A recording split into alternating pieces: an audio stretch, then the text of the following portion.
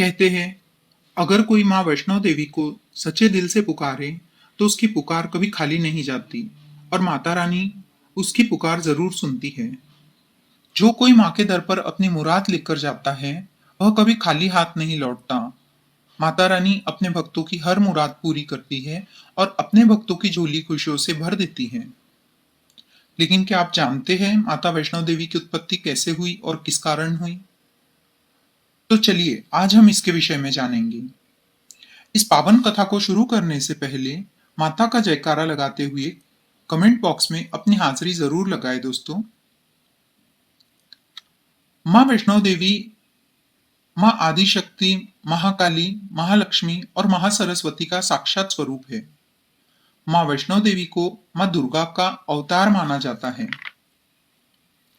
एक कथा के अनुसार एक बार दानव दैत्यराज ने घोर तपस्या कर ब्रह्मा जी को प्रसन्न किया और उनसे वरदान प्राप्त किया कि तीनों लोक यानी पृथ्वी लोक, आकाश लोक और पाताल लोक में कोई भी गर्भ से उत्पन्न प्राणी उसे मार नहीं पाएगा। इस वरदान को प्राप्त करने के बाद दैत्यराज पृथ्वी के लोगों पर अत्याचार करने लगा। उसे पता था कि पृथ्वी, आकाश और पाताल लोक में कोई भी गर्भ से उत्पन्न प्राणी उसे नहीं मार सकता और इस तरह पृथ्वी पर अत्याचार और अधर्म बढ़ने लगा। तब सभी देवताओं ने इस समस्या के समाधान हेतु भगवान विष्णु, जो कि जगत के पालनहार है, उनकी शरण ली।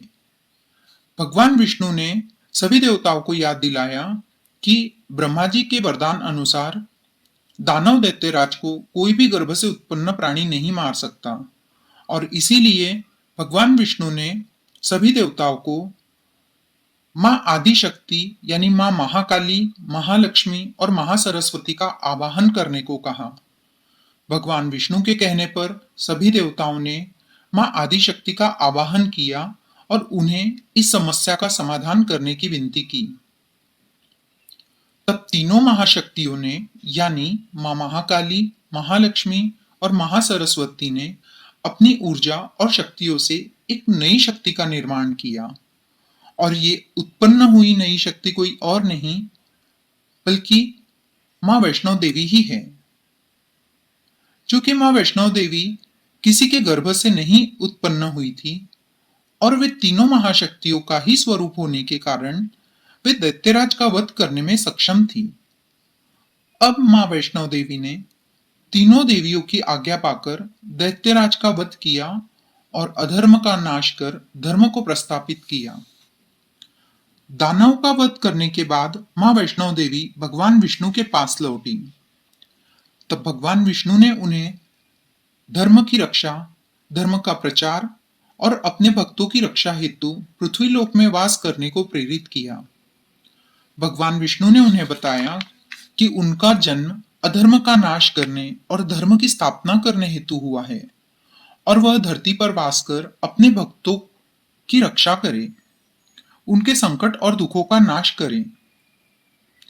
भगवान विष्णु ने उन्हें इस कार्य हेतु राजा रत्नाकर सागर के घर बेटी के रूप में जन्म लेने को कहा और भक्तों के कल्याण के लिए कलयुग के अंत तक धरती पर वास करने और भगवान विष्णु के कल के अवतार में जन्म लेने तक उनकी प्रतीक्षा करने को कहा। दोस्तों, इसके आगे की कथा में हम जानेंगे कि राजा रत्नाकर सागर कौन थे और माता वैष्णो देवी का जन्म राजा रत्नाकर सागर के घर कैसे हुआ।